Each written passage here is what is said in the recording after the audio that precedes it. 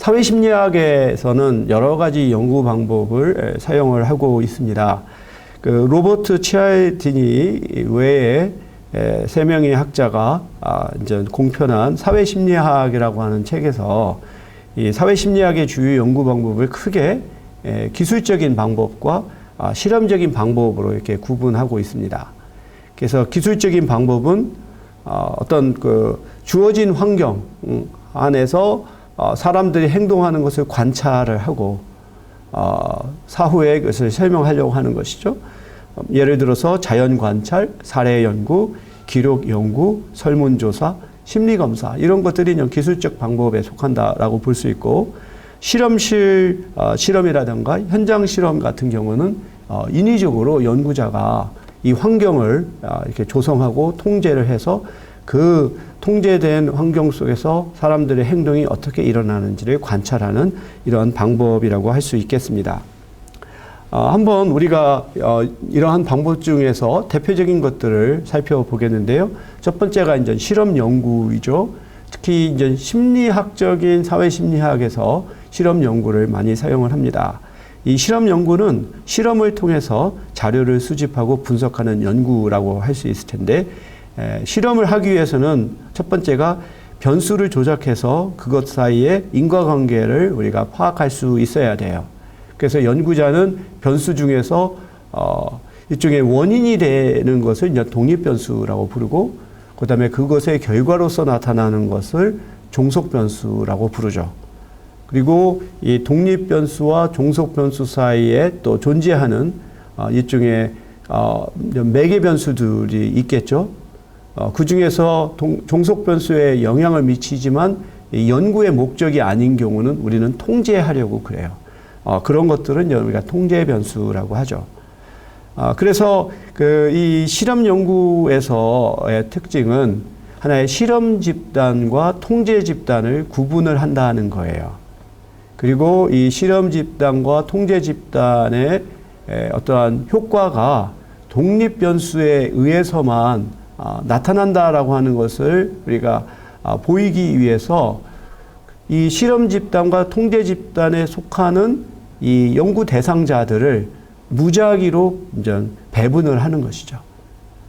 그렇게 함으로써 두 집단의 간에는 처음에는 어떠한 인구학적인 차이가 없는데, 단지 실험 집단은 독립 변수에 노출되고, 그 다음에 통제 집단은 그렇지 않은, 결국은 독립 변수의 효과가 있느냐 없느냐에 따라 종속 변수의 차이가 나타나는 것이니까, 그러한 차이는 결국은 독립 변수에 의한 것이다라고 하는 결론을 우리가 낼 수가 있는 것이죠.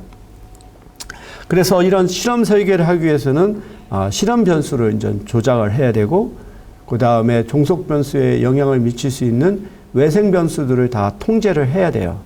그리고 실험 대상을 이 실험 집단과 통제 집단으로 무작위로 이렇게 배분함으로써 그 가운데서도 이제 사실 차이가 있겠지만 결국은 그 집단 내에서의 차이가 서로 일종의 그 상쇄함으로써 평균의 차이는 없는 것으로 만드는 방법을 취하게 되죠.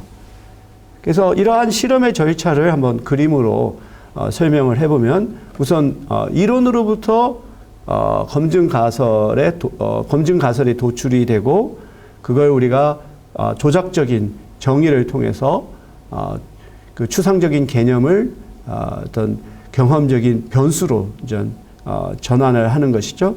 그리고 독립 변수와 종속 변수를 설정하고, 그 다음에 실험 및 통제 조건의 상황을 우리가 만들어냅니다. 그리고 통제 집단과 실험 집단의 연구 대상자들을 무작위로 배분을 하고, 독립 변수를 우리가 조작적으로 이제 처치하는 거죠. 어느 집단에는 이 효과에 노출이 되고 다른 집단에는 노출되지 않게 함으로써 일종의 종속 반응에 있어서의 차이가 나타나는지를 우리가 측정을 하죠.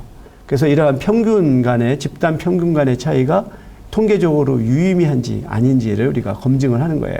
그래서 집단 간의 차이가 통계적으로 유의미하다라고 한다면 결국은 독립 변수의 효과가 유의미한 것으로 우리는 결론을 지을 수가 있습니다.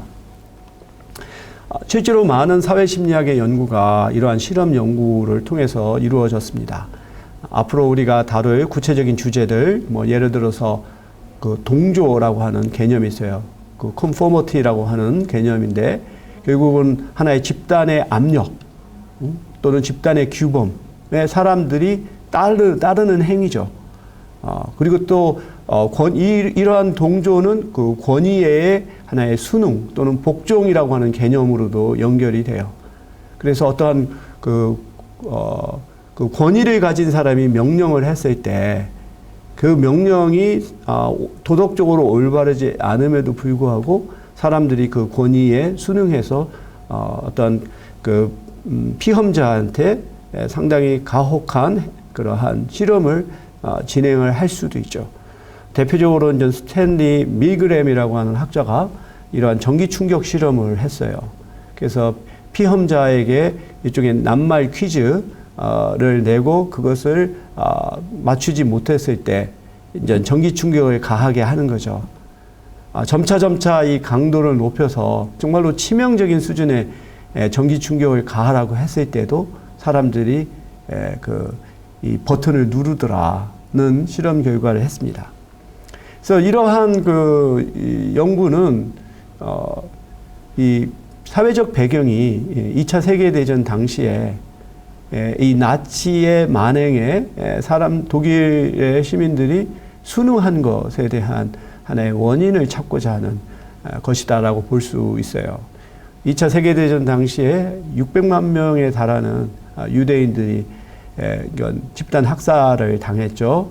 근데 그 중에는 사실 뭐 나치와 같이 아주 적극적으로 그러한 행위에 참여하는 사람도 있지만 많은 그 독일인들, 개인적으로는 도덕적이라고 할 수 있는 개인들이 그와 같은 만행에 동조하고 침묵했다라고 하는 것이죠.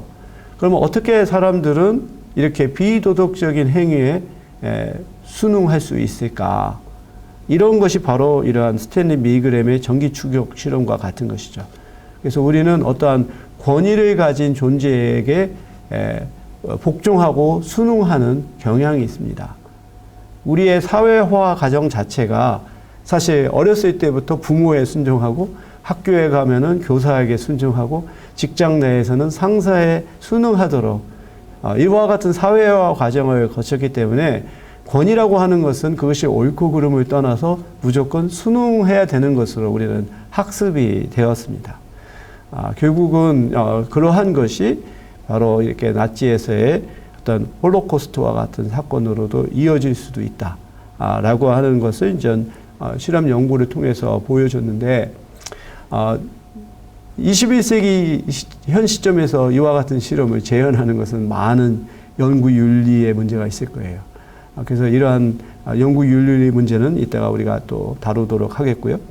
그리고 필립 짐바도라고 하는 심리학자는 그 일종의 이 간수 실험을 했어요.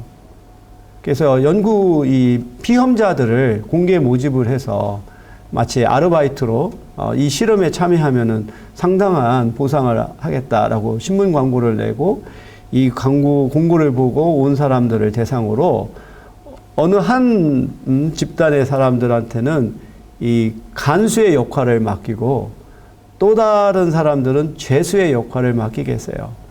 그래서 죄수의 역할을 맡은 사람은 이 죄수복을 입고 머리를 빡빡 깎고 사람의 이름 대신 번호를 붙이고 이 간수의 역할을 맡은 사람은 간수의 유니폼을 입고 그리고 또 무기를 소지하게 하고 근데 처음에는 사람들이 이게 실험이다라고 생각을 해서 뭐 서로 농담도 하고 그러다가 시간이 지나면서부터 자신의 맡은 역할을 수용을 하는 거예요. 그래서 간수는 마치 자기가 실제 간수인 것처럼 가혹행위를 하고 죄수들은 그 가혹행위에 저항하는 사람도 있지만 또 많은 사람이 순응하는 이러한 것들이 있습니다. 그래서 이 독일 영화인데 다스 엑스페리먼트라고 하는 이 영화가 있습니다. 바로 필립 짐바도의 이러한 감옥 실험을 영화한 것인데요.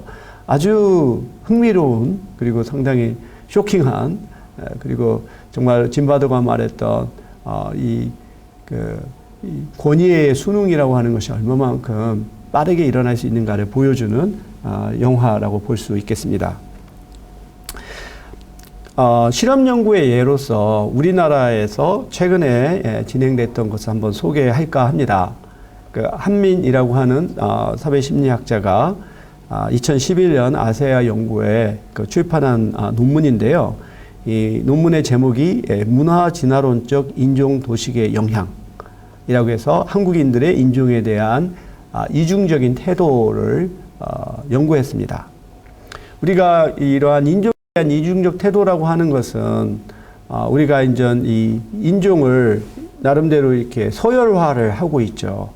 그래서 이 백인들은 우리가 우대하고 동남아시아인이라든가 아프리카인들은 우리가 하대하는 이러한 이중적인 태도를 보이고 있습니다. 근데 이러한 인종 태도를 측정하는 방법으로 전통적인 방법은 일종의 척도를 개발해서 측정하는 것이죠. 그 사람이 어떤 특정한 인종 집단에 대해서 갖고 있는 태도를 여러 가지 문항을 통해서 얼마만큼 인종주의적인 그 태도를 갖고 있는지 안 갖고 있는지를 측정하는 방법이죠. 뭐 우리가 사회적 거리감 척도도 마찬가지거든요. 어느 특정한 국가의 사람들을 그냥 방문객으로 받을 것인지, 이웃으로 받을 것인지, 친구로 받을 것인지, 직장 동료로 받을 것인지, 마지막으로는 가족의 배우자로 받아들일 것인지, 이런 것들을 우리가 여러 문항을 통해서 동의하는 정도를 가지고 어떤 특정한 집단에 대한 우리의 사회적 거리감을 측정을 합니다. 원래 사회적 거리감이라고 하는 것은 이 사회심리학에서는 그래서 부정적인 의미입니다. 근데 요즘 그 코로나 사태에서 그 사회적 거리두기라고 하는 용어를 사용하는 것을 보면서 이게 또 이렇게도 쓰여질 수 있구나 했는데, 지금 또 우리 정부가 사회적 거리두기를 물리적 거리두기라고 하는 용어로 바꾸기로 이렇게 결정한 것으로 알고 있어요. 그래서 원래 의도는 사회적 거리두기를 떠서 한 2m 정도의 어떤 물리적 거리를 두자는 것인데, 이게 자칫 사람들 간의 관계조차도 이제 차단하는 그런 의미로 해석될 수 있다라고 해서 지금은 물리적 거리두기라고 이렇게 이름을 바꿨는데, 저는 굉장히 온당한 조치라고 생각을 합니다.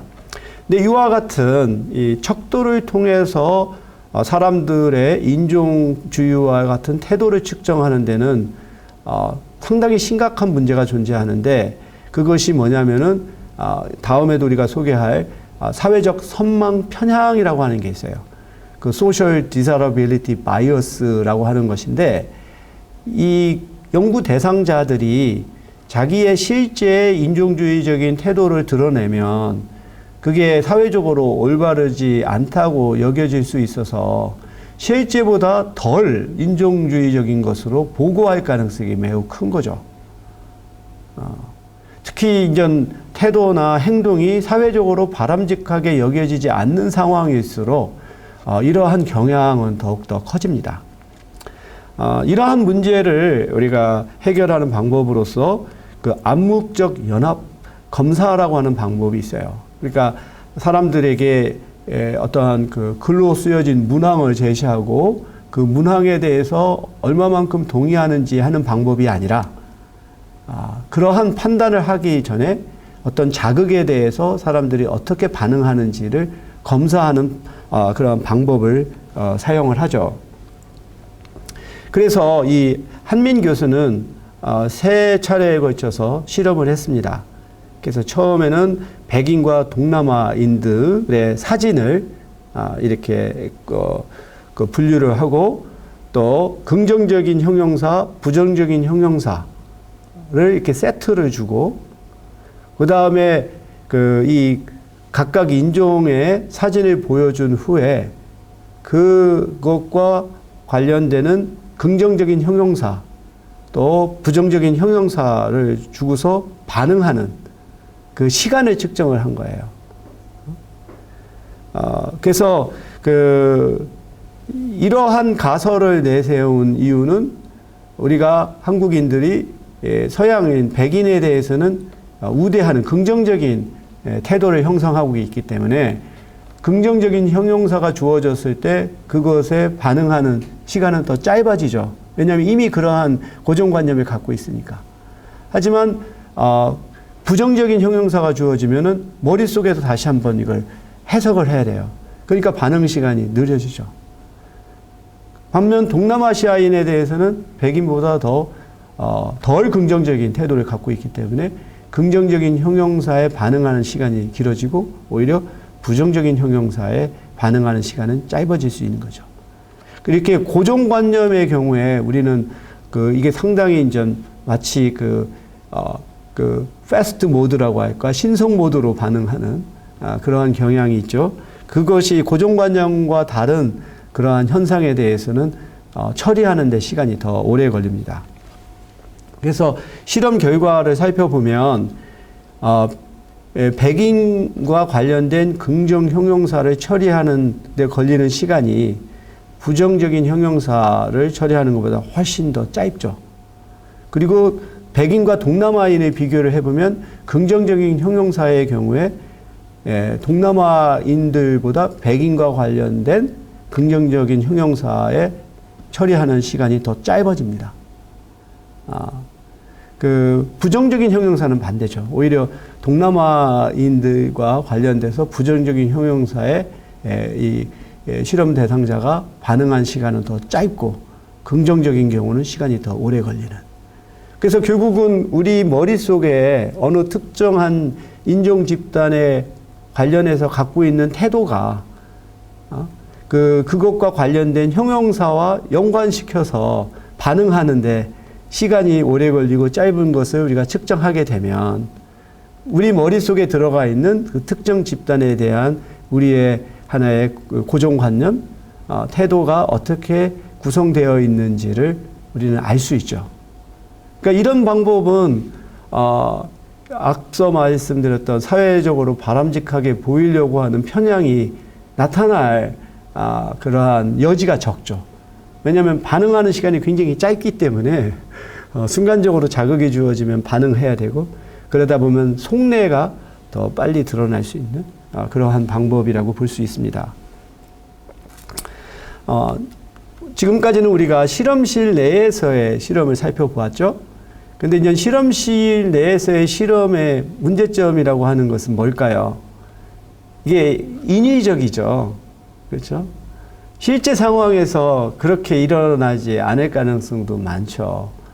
그러니까 현장 실험의 경우에서는 그런 면에서 실제 사회 현장에서 실험 조작을 통해 사람들의 반응을 연구하는 그러한 장점이 있을 수 있습니다. 교과서에서 이제 그림이 나와서 인용을 했는데요. 여기에서는 어떤 사람이 좀 바닥에 넘어졌어요. 졸도로 해서 넘어졌을 때 그 주위에 그것을 목격한 사람의 수가 얼마나 되느냐에 따라 도움을 주는 행위가 신속하게 이루어지느냐를 측정을 했습니다. 그래서 지금 이 X축은 이 목격자의 수가 이렇게 5명에서 8명, 그 다음에 9명에서 11명, 그 다음에 세 번째에서는 12명 이상으로 차이가 있죠. Y축은 도움을 주는 데 걸리는 시간이에요. 그래서 이 그래프에 우리가 볼 수 있는 것은 이 집단의 크기가 작을수록 도움을 주는 행위가 더 빠르게 이루어지죠. 집단의 크기가 크면은 도움을 주는 행위가 더디게 일어납니다. 그래서 이와 같은 그것은 현장에서 일어나는 거죠. 이것도 이제 연구자가 개입을 하죠.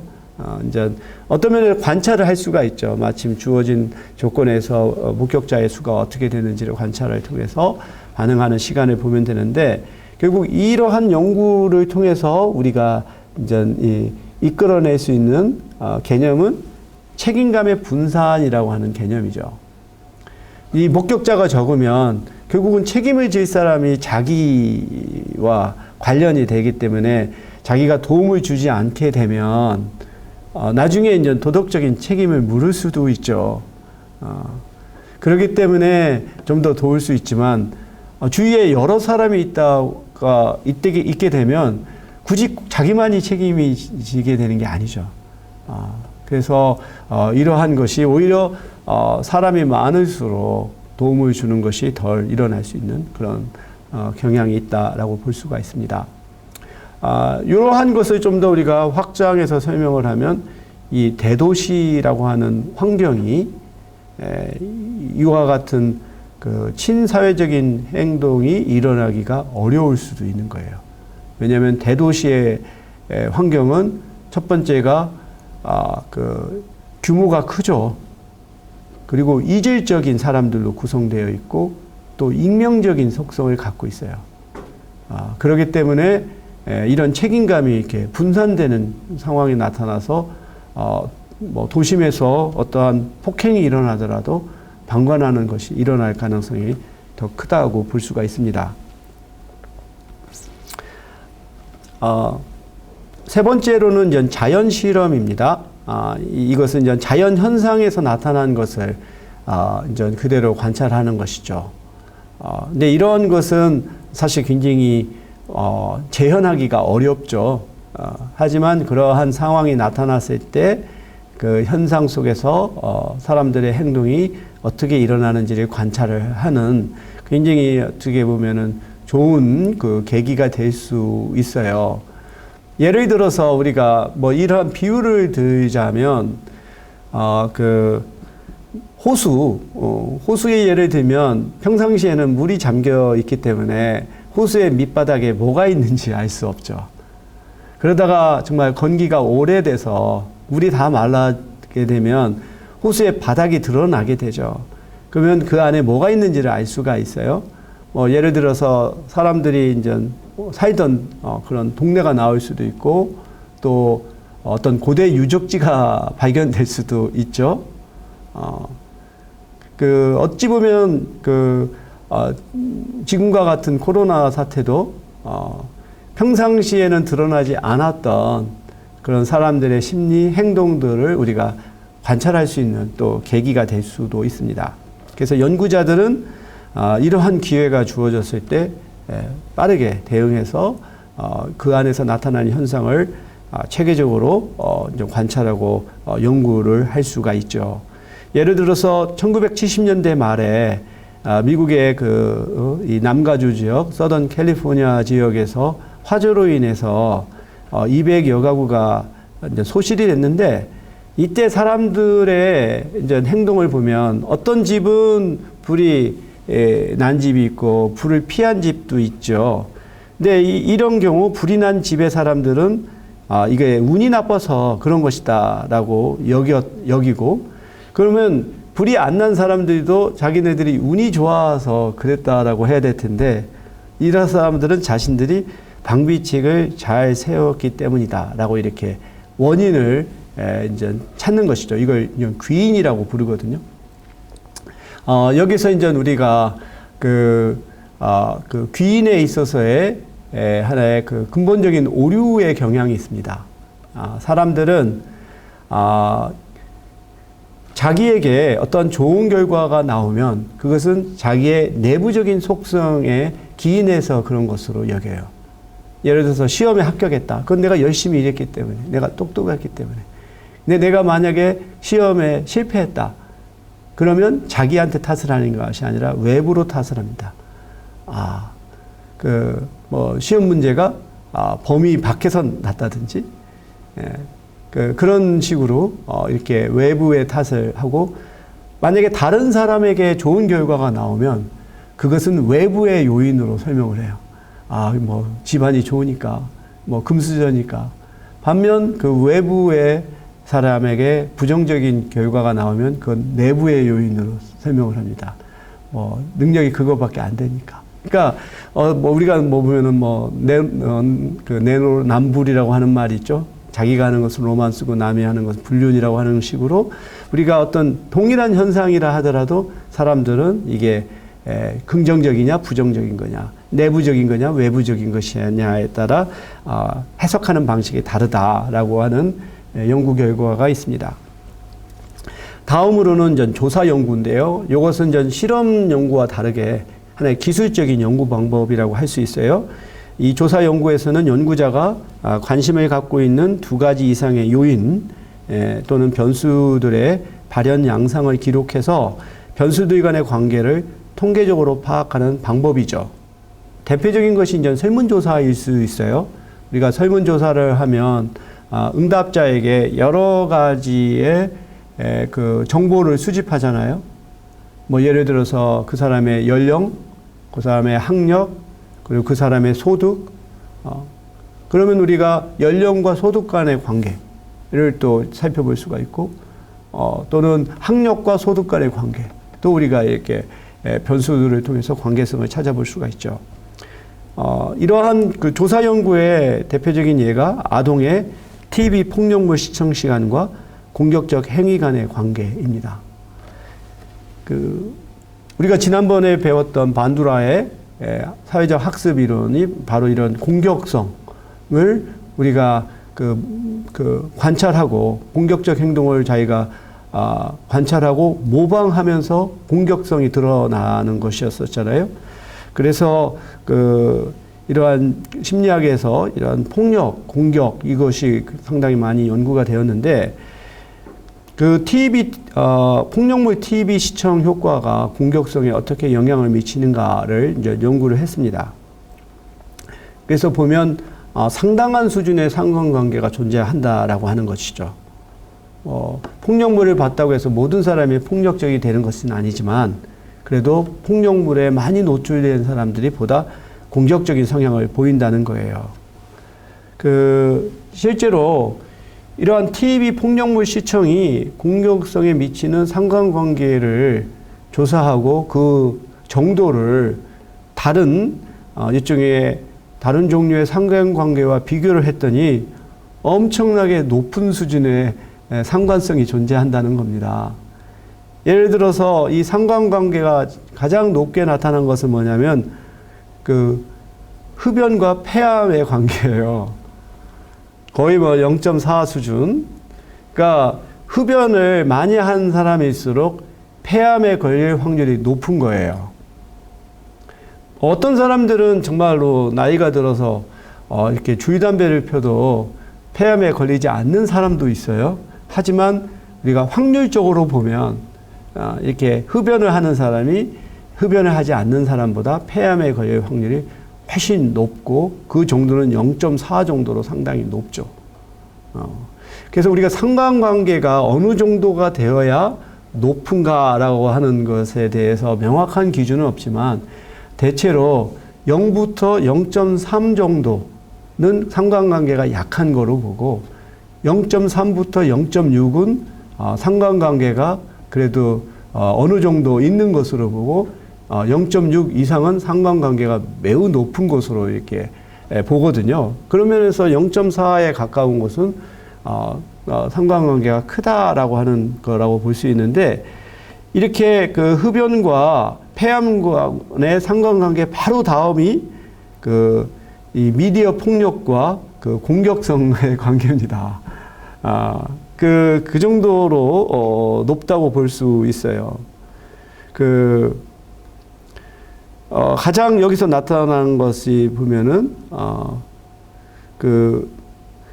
이 유방암의 자가 점검과 또 유방암 걸릴 확률을 보면 이것은 상당히 낮은 것으로 나오죠. 그러니까 우리가 사실 여성들에 있어서 자주 나타나는 증상이 이제 유방암인데 그걸 방지하기 위해서 이렇게 이런 자기 검진을 하는데 그게 실제 유방암을 이렇게 발견하는 것과의 상관관계는 매우 낮다라고 하는 거죠.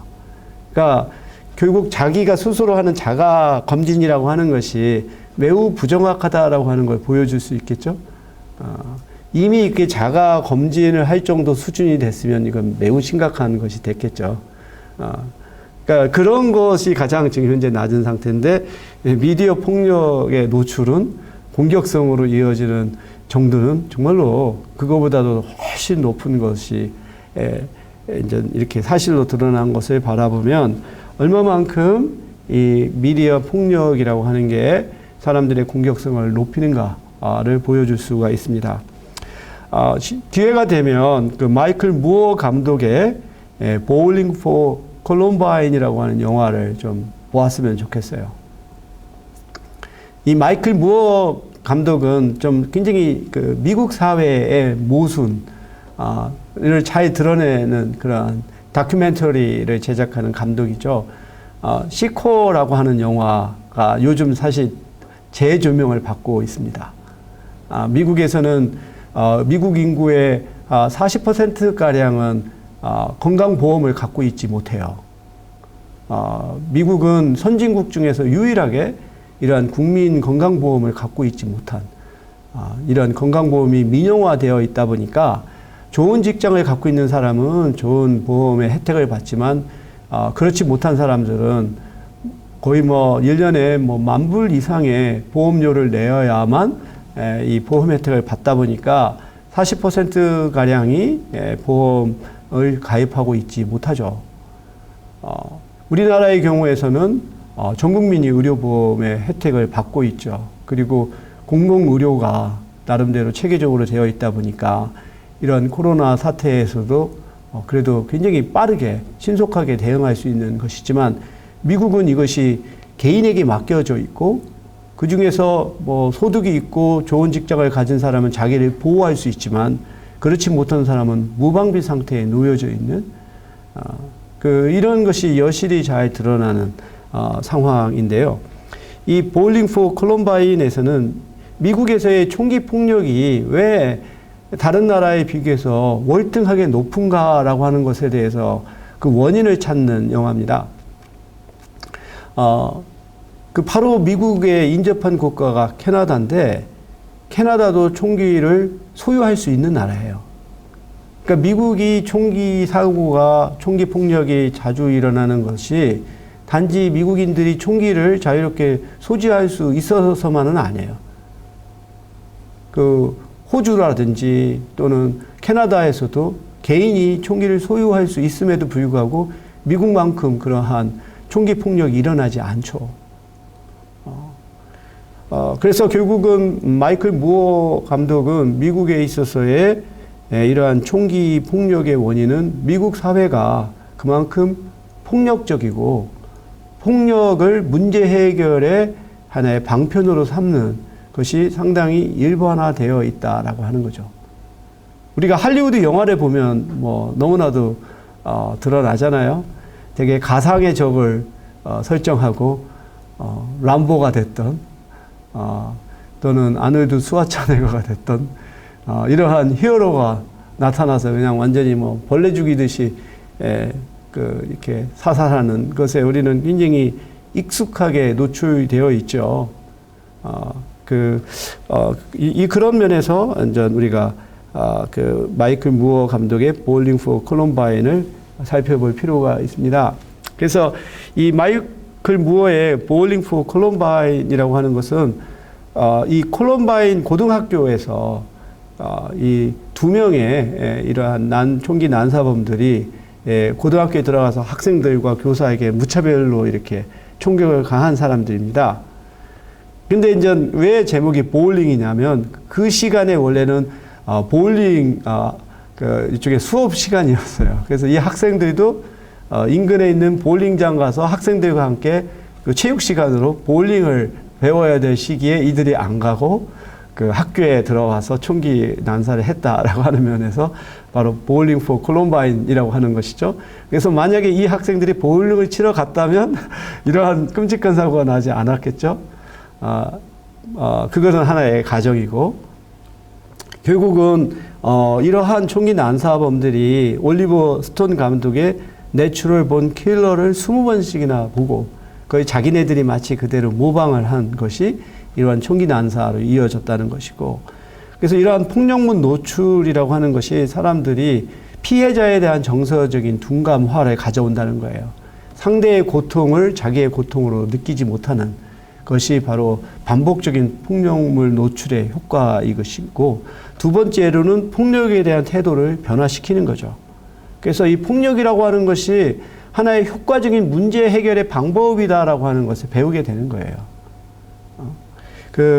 그렇게 되는 것이 결국은 이 폭력물 시청이 사람들로 하여금 폭력적 행위를 가져오게 되는 메커니즘이다라고 볼 수가 있습니다.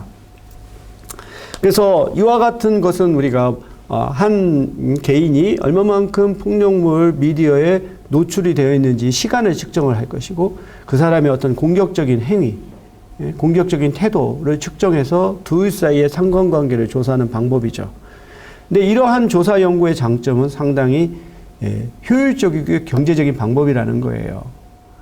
이러한 설문조사 같은 경우는 뭐 길어야 한 달, 짧게는 일주일 안에도 우리가 조사할 수가 있죠.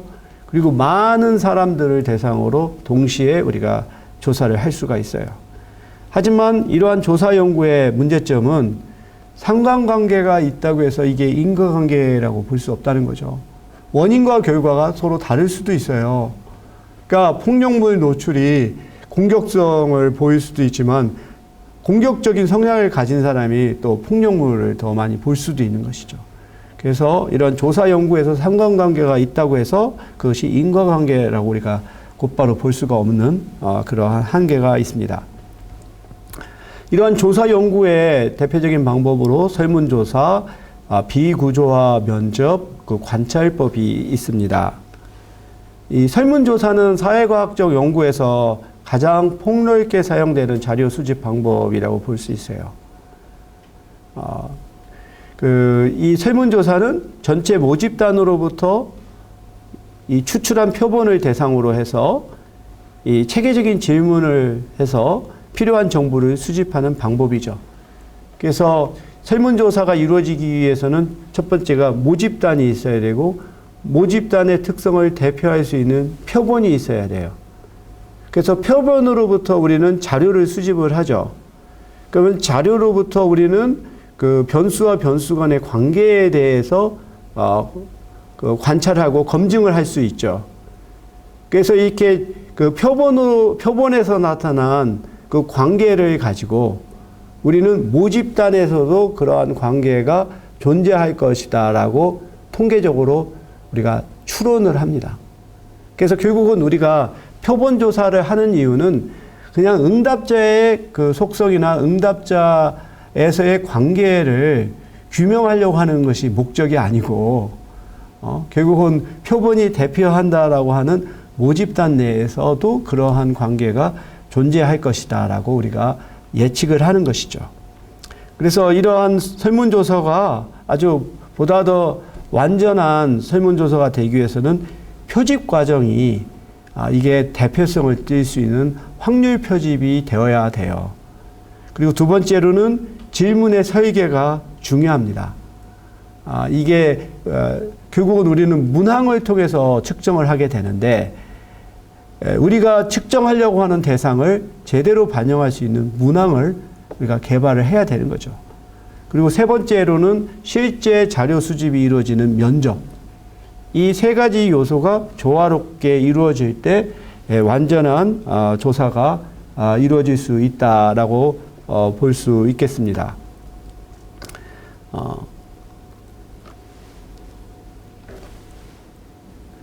좀 더 구체적으로 살펴보면 이 표집에서는 확률 표집과 비확률 표집이 있어요.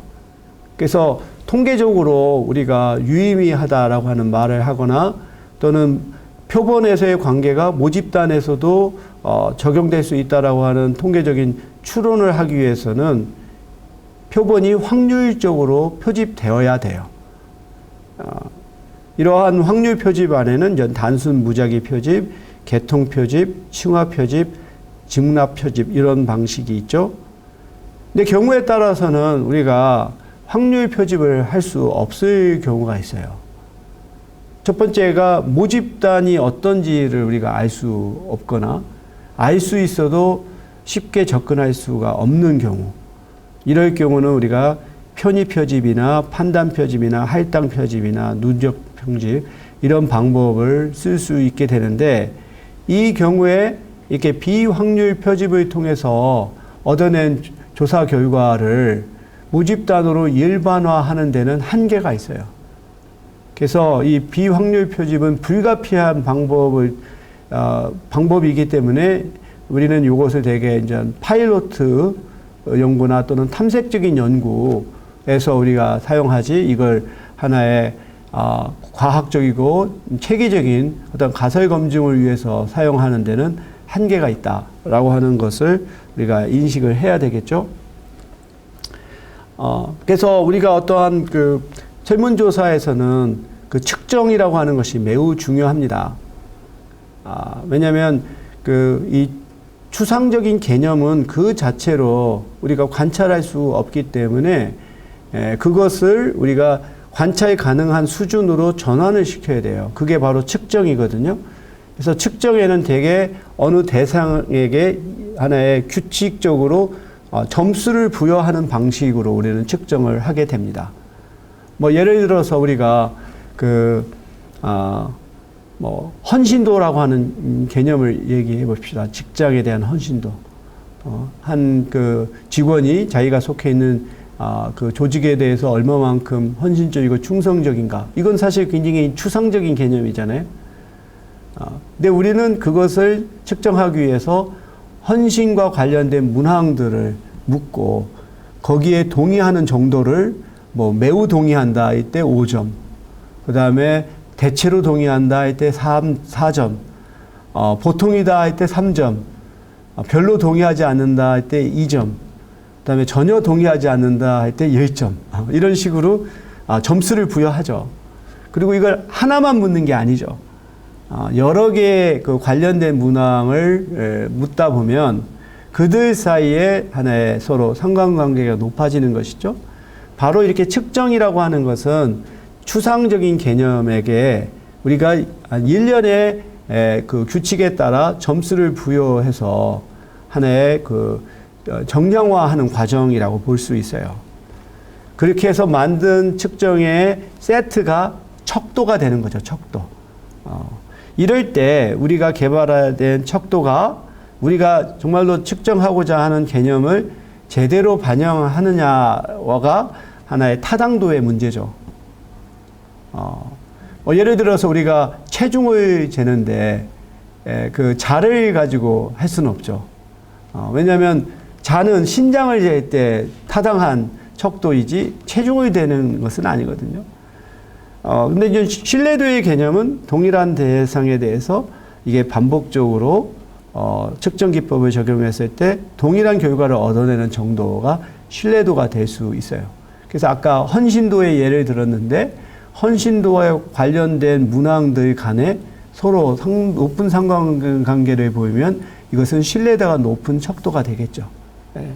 그래서 마치 우리가 타당도와 신뢰도의 관계를 한번 그림으로 그려보면 그 맨 왼쪽의 경우는 어떤 타겟이 있는데 이 타겟의 중앙을 맞추는 것이 타당 하나의 척도라고 한다면 지금은 가운데에 들어가 있는 게 없죠. 그리고 이것들이 또 사방으로 흩어져 있어요. 이거는 이 측정이 신뢰도도 낮고 타당도도 낮은 상황이죠. 두 번째의 경우에서는 이게 한 점에 다 몰려 있는데 이게 관역의 중심으로부터 멀어져 있죠. 이것은 신뢰도는 높지만 타당도는 낮은 경우죠. 세 번째의 경우는 신뢰도와 타당도가 다 같이 높은 이런 것이죠. 그래서 우리가 이 측정을 하고 척도를 개발할 때는 바로 타당도도 높고 신뢰도도 높은 그러한 측정 문항들을 개발하는 것이 매우 중요합니다. 그래서 앞서 말했다시피 설문조사가 사회과학적인 연구 방법 중에서 가장 일반적인 방법입니다. 저 자신도 수없이 많은 설문조사를 했었고요. 근데 이제 그런 경험을 통해서 볼 때 온전하게 제대로 된 설문지를 만드는 것이 얼마만큼 어려운지, 그리고 그것이 이루어졌을 때 조사 연구에 이미 반은 이루어졌다라고 말을 할 수 있을 만큼 중요한 겁니다. 그래서 우리가 사회심리학에 있어서 이런 설문조사를 사용하게 된다면 많은 학습과 훈련이 필요해요. 그래서 우리가 설문지는 누구도 만들 수는 있어요. 그렇지만 제대로 된 설문지를 모든 사람이 만드는 건 아니죠. 따라서 이러한 조사 방법을 하기 전에 수업을 듣고 어떤 관련된 문헌들을 읽고 그런 걸 통해서 정말로 역량 있는 조사자가 되는 게 매우 중요합니다. 설문조사를 통해서 이루어진 심리학적 연구는 정말로 많죠. 그 중에서 한 예를 들자면 어떤 인종주의에 대해서 오늘은 한번 다뤄볼까 해요. 그래서 미국인들이 어떤 학교 차별 철폐에 대한 태도 조사를 했어요. 미국이 지금 여전히 흑인과 백인 또 백인과 비백인 간에 있어서의 편견이 남아있고 또 인종차별적인 행동이 여전히 남아있죠. 이런 흑인에 대한 차별이 법적으로 제도적으로 이렇게 금지된 것은 1950년대 중반 이후부터 일어난 민권운동의 결과입니다. 그 이전만 하더라도 흑인과 백인이 학교라든지 주거라든지 공원이라든지 화장실이라든지 식당이라든지 버스 등지에서 이렇게 구별되고 이렇게 격리되어 있는 것이 그게 부당하지 않다라고 하는 인식이 있었어요. 그래서 그 당시에 쓰는 말이 separate but equal, 분리되었지만 그것이 정당하다라고 하는 거죠. 그래서 학교 같은 경우도 이렇게 흑인 학교, 백인 학교로 이렇게 구분이 되어 있었어요. 이제 이런 것이 이제 1960년대 이후로 좀 더 진보적인 성향을 가진 정치 지도자들에 의해서 통합 학교를 하는 그러한 움직임이 보입니다. 그래서 흑인 지역에 있는 학생들을 버스로 태워서 백인 학교에 보내서 수업을 하는 이런 것에 대한 반발이 처음에는 굉장히 컸죠. 그래서 미국의 그 시카고 대학교에 그 National Opinion Research Center가 있어요. 줄여서 노크라고 부르는데 여기서 이제 2차 세계대전 이후로 제너럴 소셜 서베이라고 하는 걸 합니다. 그래서 여기서 그 수집된 자료는 그 굉장히 다양한 분야의 연구자들이 사용을 합니다. 저 자신도 이 GSS를 가지고 저는 흑인과 백인이 아니라 그 소수 민족들 간에 있어서의 인종주의를 저는 연구를 했었어요. 우리나라에서도 코리안 제너럴 소셜 서베이 KGSS라고 하는 이런 종합적인 사회조사를 실시하고 있고 이것을 많은 연구자들이 활용을 하고 있죠. 그래서 이 GSS를 통해서 인종통합학교를 지지하는가에 대해서 질문을 했죠. 그랬던 것이 이제 1942년에는 32%만 지지했던 게 1956년에 가면은 50%, 76년에 가면 84%, 80년대에 가면 90%. 아마 지금 2020년에 조사하면 인종통합학교를 지지하는 비율이 거의 95%에 달하지 않을까 싶어요. 그러니까 이러한 결과를 보면 우선 겉으로 드러난 인종주의는 상당히 감소한 것으로 밝혀지죠. 그러니까 조사 연구가 우리가 이렇게 장점이 뭐냐면 동일한 문항을 시기적으로 반복해서 하니까 사람들의 태도의 변화를 추적할 수 있다라고 하는 장점이 있죠. 하지만 이러한 조사 연구의 가장 큰 약점은 앞서 말했던 것처럼 사회적으로 바람직하게 보이려고 하는 편향으로 인해서 마음속에 있는 인종주의적인 태도를 드러내지 않는다는 거죠. 그러니까 이런 조사에서는 대부분의 사람들이 자기는 인종통합을 찬성한다라고 하지만 실제로는 여전히 이 소수 집단에 대해서 인종주의적인 태도를 가질 수 있어요. 그래서 최근의 연구에서는 신인종주의라고 하는 개념이 나옵니다. 한편으로는 이게 문화적 인종주의의 형태를 띄어요. 더 이상 흑인과 백인 간의 차이가 어떤 생물학적인 차이에 의해서 설명하는 것이 아니라 그 집단의 문화를 가지고 설명을 하는 거죠. 흑인 문화에서의 어떤 그런 부정적인 것들이 결국은 빈곤이라든지 공격성의 원인이다라고 하는 식으로 이제 설명을 하거나 또는 니오레이시즘에서 신인종주의가 있어요. 이거는 문화뿐만 아니라 하나의 국가에 대한 하나의 태도가 그 구성원에게로 전이되는 현상이다라고 볼 수 있어요. 그래서 이와 같은 것은 예를 들어서 우리가 그 한국인들이 동남아시아인에 대한 인종주의적인 태도는 인종주의라고 보기 어렵죠. 왜냐하면 우리는 같은 황인종이고 아시아인종이니까. 근데 우리가 이렇게 동남아시아인들에 대해서 갖는 좀 이렇게 부정적인 태도는 일종의 국가 발전의 수준. 이걸 가지고 이제 그 나라 국민에 대해서도 여전히 좀 떨어진 것으로 생각하는 경향이 있는 거죠. 그래서 이런 니오 레이시즘은 이런 문화와 국가의 특성을 개인의 특성으로 이렇게 전환시키는 경향이 있습니다. 이와 같은 신인종주의는 생물학적인 인종주의를 대체한 것이 아니고 은폐하는 거죠. 그리고 핍박받는 사람들의 문화적인 속성과 국적의 근거에서 그들을 사회적으로 차별하고 배제하는 그러한 결과를 가져오게 됩니다.